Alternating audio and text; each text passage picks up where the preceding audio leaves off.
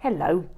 So I had an email from somebody called Dorothy, and Dorothy was saying that her brain, or the volume of just thoughts and craziness in her brain, is way greater when she's not restricting than when she's doing recovery. The thoughts are way greater than, say, if she's just restricting and she's obeying her eating disorder.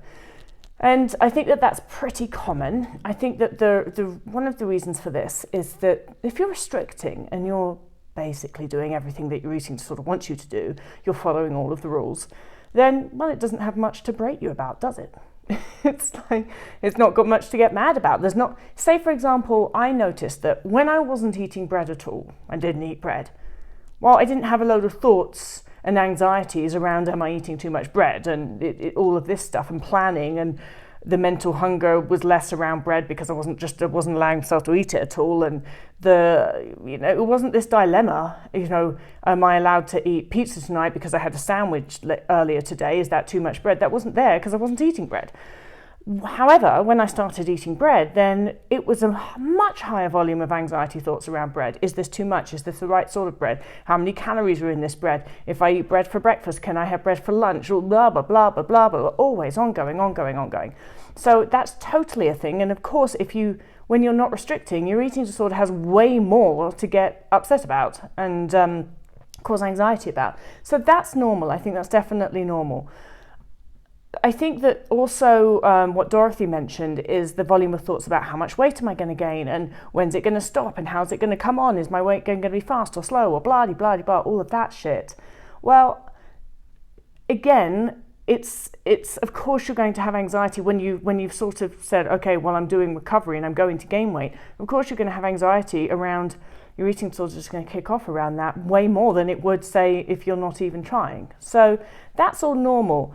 The way that you come to terms, or the way that you negate those thoughts, because it's stressful, isn't it? It's 24/7 and it's very difficult.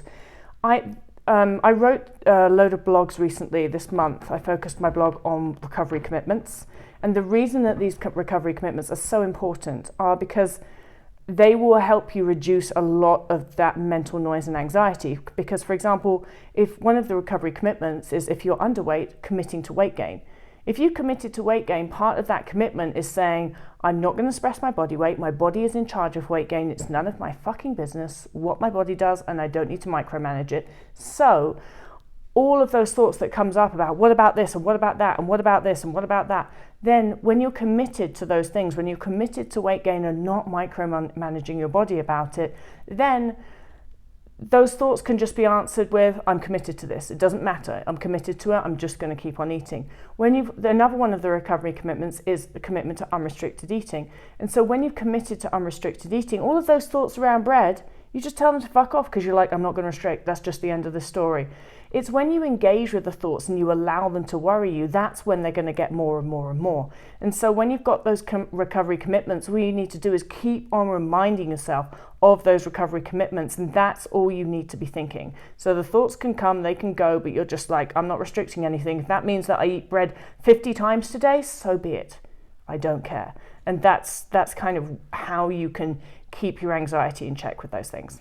Hope that helps, Dorothy.